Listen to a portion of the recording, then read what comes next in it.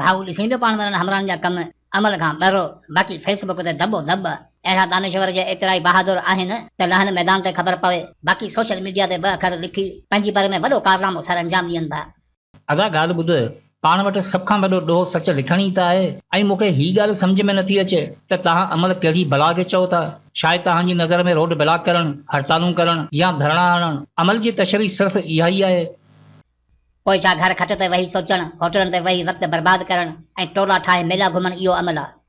ॾिसो अदा, तव्हां ॻाल्हि खे ॿिए पासे खणी पिया वञो। पाण ॻाल्हि फेसबुक ते लिखण जी कयूं पिया, जंहिंखे तव्हां फुज़ूल सम्झो था। हीअ ॻाल्हि ज़हन में रखो त जंहिं बि शइ जो रद्द अमल साम्हूं अचे उहो अमल ई हूंदो आहे। मिसाल तौरु असां पंहिंजे ॻोठ जे वॾेरनि या ज़िले जे सियासी नुमाइंदनि जे बारे में छा था सोचूं, इन ॻाल्हि सां उन्हनि खे को बि फ़र्क़ु कोन थो पवे, छो त असांजो नज़रियो असांजी सोच ताईं महदूद आहे। पर जॾहिं उन्ही सोच खे फेसबुक ते लिखत जी शक्ल में तहरीर कयूं था त पोइ उन जो रद्द अमल साम्हूं ईंदो आहे। सोच अमल जो पहिरियों स्टेप हूंदो आहे, उन खां पोइ तव्हां जेको कुझु बि कयो था उहो अमल ई हूंदो आहे। जेकॾहिं तव्हांजी सोच जे हिसाब सां ॾिसूं त पोइ शाह अब्दुल लतीफ़ भिटाई खां वठी शेख अयास ताईं, शाह इनायत रिज़वी खां वठी इब्राहिम मुंशी ताईं को बि अमल ॾिसण में कोन थो अचे, छो त इन्हनि अज़ीम शाइरनि सिर्फ़ लिखियो हो, उन खां अलावा ॿियो त कुझु बि कोन कयो। पोइ छा उहे सभु ग़लति हुआ? ही तोखे बि ख़बर आहे त असांजे ज़िले जा MNA MPs कहिड़ा कहिड़ा कहर कनि था। जेकॾहिं लिखण सां को फ़र्क़ु कोन थो पवे त पोइ तूं उन्हनि जे ख़िलाफ़ लिखी ॾेखार। उन्हनि खे छॾ, उन्हनि जे कंहिं कमदार जे ख़िलाफ़ 2 अखर लिखी त ॾेखार। ॿिए ॾींहुं अख़बार में चिॿो फोटू न आयो त मूंखे चइजां ज़ेब सिंधी सां कहिड़ो हशर कयो वियो,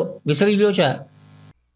हा यार, वाकई इन वीचारे सां ज़ुल्म थियो आहे। इनखे बि सज़ा सच लिखण जी मिली आहे। अदा इहो ई त सम्झायां पियो त सच लिखण हर कंहिंजे वस जी ॻाल्हि कोन्हे। हिमत खपे, बहादुरी खपे। जेकी लिखनि था उहे वाकई कमाल कनि था, छो त उन्हनि खे इहा ख़बर हूंदी आहे त असांजे लिखण सां असांजे मथां ज़ुल्म कया वेंदा, घर वारनि खे परेशान कयो वेंदो, कूड़ा केस कया वेंदा, तरह तरह जा इल्ज़ाम लॻाया वेंदा। अंजाम ॼाणींदे बि सच लिखनि था, पंहिंजे लाइ न बल्कि पंहिंजी क़ौम लाइ, पंहिंजे हक़नि लाइ लिखनि था। ज़ेब सिंधी 2 ॾोह कया हुआ, हिकु त हुन सच लिखियो, ॿियो त हू ग़रीब आहे। ग़रीब अमीर जो फ़र्क़ु ॾिसो। शहदादकोट जे MPA जे ख़िलाफ़ ARY ते ख़बर नशर थी त 2 अरब रुपया जेकी शहदादकोट लाइ आयल हुआ उहे पैसा हुन बलोचिस्तान में इन्वेस्ट करे छॾिया। उहा साॻी ख़बर जॾहिं ज़ेब सिंधी पंहिंजे वाल ते रखे थो त उन MPA जे गुंडनि खे गैरत अची वञे थी ऐं मथस तशदुद कनि था।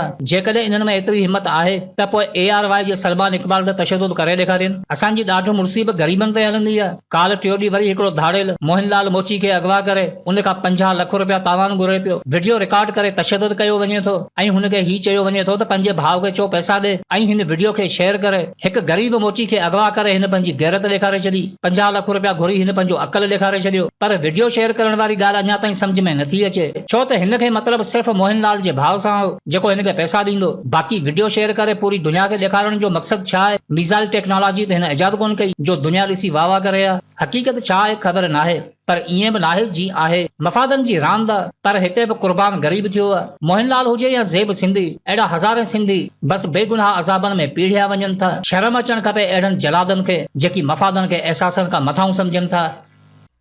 हा दा, ज़ुल्म त आहे, पर छा कयूं? निजात जो रस्तो बि नथो मिले, केॾां वञूं? अदा निजात जो रस्तो हूंदो न आहे, बल्कि पंहिंजे एहसासनि, जज़्बनि ऐं हौसलनि सां तामीर कबो आहे। बदकिस्मती सां इहे 2 शयूं असां वटि न आहिनि। एहसास हुजनि हा त ज़ेब सिंधी जहिड़ा सोशल वर्कर तशदुद हेठि न अचनि हा। जज़्बा दिलि में हुजनि हा त वसीलनि ते धाड़ा ऐं बहरिया जहिड़ा मनसूबा असांजे मथे ते न लॻनि हा। ऐं जेकॾहिं हौसला हुजनि हा त अहिड़ी गुलामी खां बाग़ी थी आज़ादी सां साह खणी हथ में हक़ जो झंडो खणूं हा। ईअं पीरनि, वॾेरनि, मुर्शिदनि ऐं आकान खे सजदो करे रहम जी अपील करे ज़िंदगी जी मोहलत न घुरूं हा। हयाती जा खंडर चिताए ॾिसो, कॾहिं घाव जज़्बनि खे घारे वञनि था त कॾहिं दर्द सपननि खे झूरे वञनि था। उमीदनि ते धारा सजन खां रहिया, मक़सद तां काफ़िला ई मोड़े वञनि था। हक़ चऊं त काफ़र, सच चऊं त गद्दार, कुझु लिखूं त सभागनि खे मिर्च लॻनि था। हर दौर जे हर मसइले में कुर्बानी ग़रीबी ॾिनी आहे। जेकी तारीख़ी फ़लसफ़े ऐं नज़रियनि जो इल्म रखनि था उन्हनि खे इहा ख़बर हूंदी त हालतूं जंहिं रस्ते ॾांहुं वञनि पियूं अहिड़े रस्ते जी मंज़िल सिर्फ़ इनक़लाब हूंदो आहे। मशहूर रूसी शाइर ऐं फ़िलासफ़र अलेक्जेंडर सोलनेटसोन चयो हो त तव्हां माण्हुनि ते ताक़त जो ज़ोर तेसि ताईं नथा हलाए सघो जेसि ताईं माण्हुनि खां ताक़त जी सलाहियत खसे नथा वठो। पर जेकॾहिं माण्हुनि खां तव्हां सभु कुझु खसे वरितो त पोइ माण्हू तव्हांजी ताक़त खां बाग़ी थी आज़ादी जी राह वठी पंहिंजी मंज़िल पाण तय कंदा। यादि रखो त महरूमनि खां बग़ैर इनक़लाब जो अचणु मुमकिन ई नाहे। इनक़लाब ईंदो ई तॾहिं आहे जॾहिं क़ौम वटि सिर्फ़ नालो रहंदो आहे। दुनिया जे सभु इनक़लाबनि खां अॻु जा हालात पढ़ो त उते महरूमनि जी बरसात गजगोड़ करे थी। ज़ुल्म जा बादल जॾहिं धरती मथां छाइजी वञनि त बर्बादी जी आंधी हर कसर पूरी कंदी आहे। अहिड़ी बर्बादी जी लहर मां कुझु वजूदनि जा पाछा जॾहिं साह जे सिरिश्ते खे बरक़रार रखण में कामयाब थी वेंदा आहिनि त पोइ उहे वजूद धरती खे संभाले इनकलाब जो ॿेड़ो ठाहे ज़ुल्म जे लहरनि मथां सफ़र कंदा आहिनि। असांजे हालतनि जो जाइज़ो वठो त इनकलाब खां अॻु वारा किस्सा बयान थी वेंदा।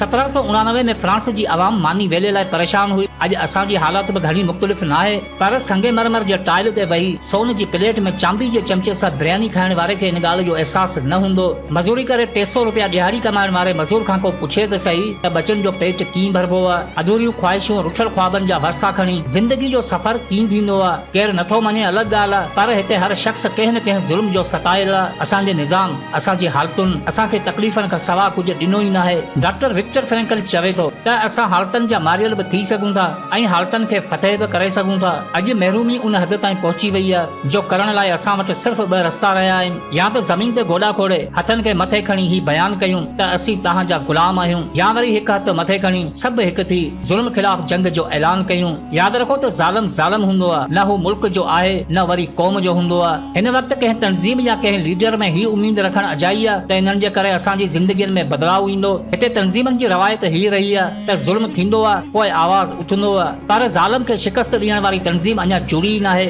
हमेशह जीअं मुंहिंजी ॻाल्हि इलाही दोस्तनि खे ॾुखी लॻंदी, पर हक़ीक़त इहा अथव त ही रवायतूं क़ौम जे हक़ में न आहिनि। इहो ई सिलसिलो हलंदो रहियो त ज़ेब सिंधी जहिड़ा लहू लहान थींदा रहंदा, रशाद रांझानी जहिड़ा नौजवान सरेआम क़तल थींदा रहंदा, मोहनलाल मोची जहिड़ा मज़लूम अगवा थींदा रहंदा, बहरिया जहिड़ा मनसूबा ईंदा रहंदा ऐं असांजा माण्हू बेघर थींदा रहंदा। कुझु लाजत सम्झणा पवंदा। जीअं डॉक्टर जो कमु बीमारी ख़तमु करण, पुलिस जो कमु ॾोहो ख़तमु करण, पर दिलि सां गवाही ॾियो। छा को डॉक्टर ईअं चाहींदो त बीमारी जो नालो निशान ई दुनिया ते न रहे, या को पुलिस ऑफिसर ईअं चाहींदो त मुल्क में ॾोहनि जी पाड़ ई पटिजी वञे ऐं जेल थाड़नि खे बंदि करे स्कूल खोलिया वञनि? न, छो त उन्हनि जी ज़िम्मेवारी ऑब्जेक्ट खे ख़तमु करण आहे, सब्जेक्ट खे न। डॉक्टर मरीज़ खे ठीकु करे थो तॾहिं पेट पाले थो, पुलिस ॾोहारी खे गिरफ़्तार करे थी तॾहिं रोज़ी हले थी। न डॉक्टर चाहींदो बीमारी ख़तमु थिए ऐं न पुलिस चाहींदी त ॾोहो ख़तमु थिए। इहो ई फार्मूलो सियासत ते बि हले थो। का नाइंसाफ़ी न थिए, को ज़ुल्म न थिए, हक़नि ते धाड़ा न लॻनि, पूरी क़ौम ख़ुशहाल हुजे, त पोइ छा थींदो? छा अहिड़ी कंडीशन में कंहिं तंज़ीम जी ज़रूरत हूंदी? कंहिं लीडर जो मान हूंदो? वधीक पाण सम्झो था। जेकॾहिं इन्ही तरीक़े सां हलंदा रहियासीं त ही वीडियो संभाले रखो। ज़िंदगी रही त 20 सालनि खां पोइ ही वीडियो वरी ॾिसिजो। जेकॾहिं हिकिड़ो लफ़्ज़ बि ग़लति साबित थियो त तव्हांजो जुतो मुंहिंजो मुंहुं। न सिर्फ़ आऊं बल्कि हर उहो शख़्स जेको शऊर रखे थो, तारीख़ी इल्म रखे थो, उहो ही बि ॼाणे थो त समाजी तब्दीली खां पहिरीं क़ौम जे ज़हननि खे तब्दील करणु ज़रूरी हूंदो आहे। तेसिताईं असां हिक ॿिए जो अहसासु न कंदासीं, पाण में इत्तेहाद न कंदासीं, वॾेरनि जे पेरनि मां न निकिरंदासीं, मुर्शिदनि जे तावीज़नि जी जान न छॾींदासीं, हक़नि ते कंप्रोमाइज़ करणु न छॾींदासीं, तेसिताईं असांजो बच्चो बच्चो ज़ुल्म जो हक़दार हूंदो ऐं असांजे नंगनि ऐं दंगनि ते हर हिकु धाड़ो उसूली तौर ते जाइज़ हूंदो। पंहिंजे ज़हननि में उहा तब्दीली आणियो, उहा कुवत पैदा कयो जेका ज़ालिम खे पंहिंजी औकात ॾेखारे ऐं ज़ुल्म जे वजूद खे मिटाए ॾेखारे। पंहिंजे अंदरि हौसलो धारे आकान खे ही ॿुधायो त ही वहशत जी माला ऐं दहशत जी आंधी क़बूल ई न आहे, छो त इंसानी पैदाइश फितरी आहे। ही ज़िंदगी तव्हांजी गुलाम न आहे।